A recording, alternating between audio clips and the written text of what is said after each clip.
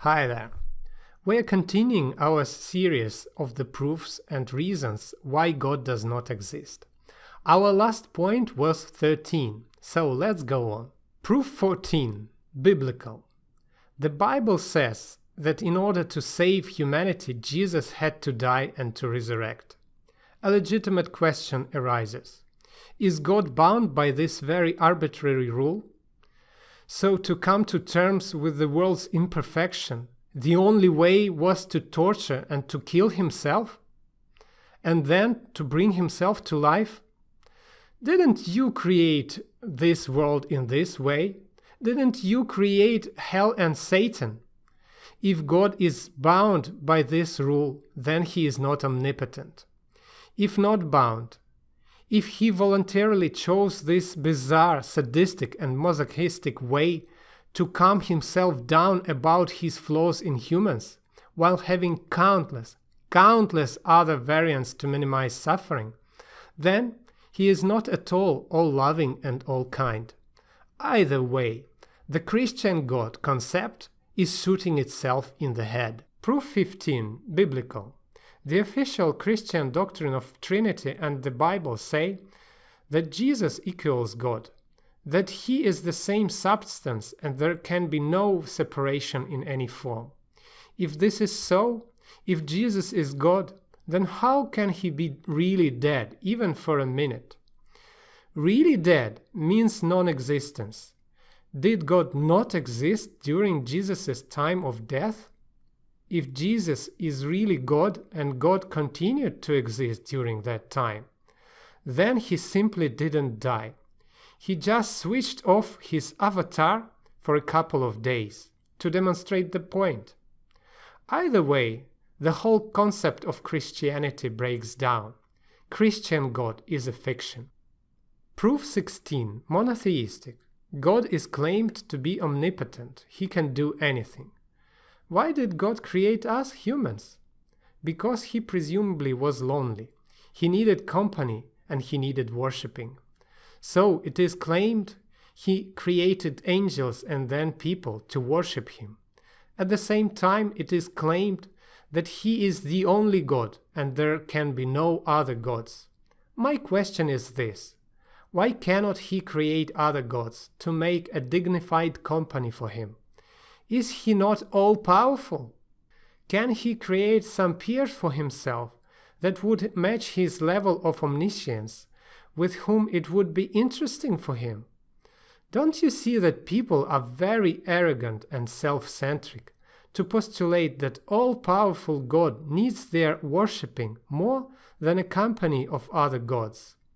If God is omnipotent, you cannot postulate that God cannot create other gods and cannot be created. In any case, God establishes all the rules.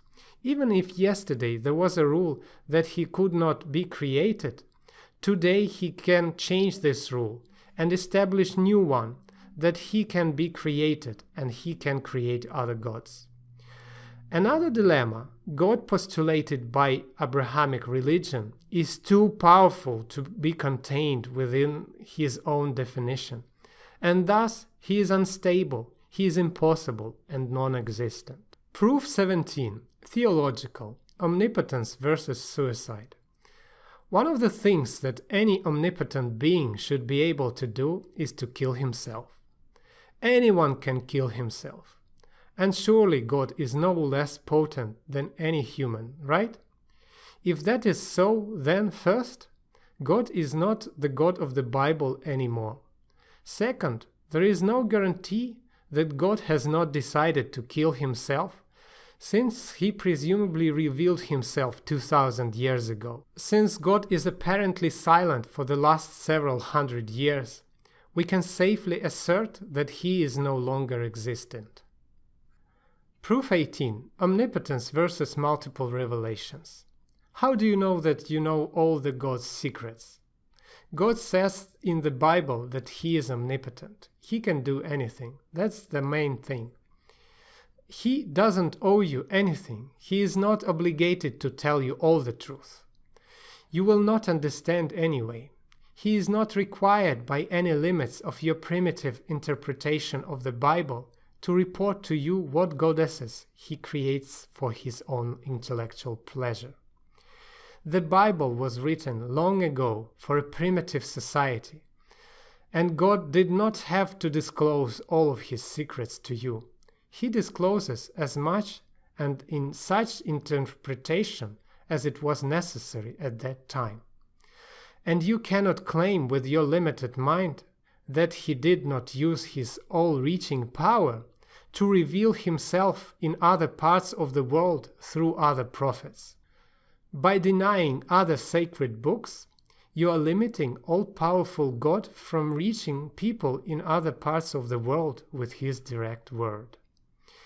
You are making an all-powerful God angry, decreasing his infinite knowledge and power to just one book and denying all the other sacred books that he was free to reveal to other people and other times. So, by defining an all-powerful God, you automatically give him indulgence to do anything, including revealing himself through other religions. While other religions clearly contradict yours, it makes your all-powerful God inconsistent and rather non-existent. If you liked this video, please comment, share and subscribe for more videos. Peace.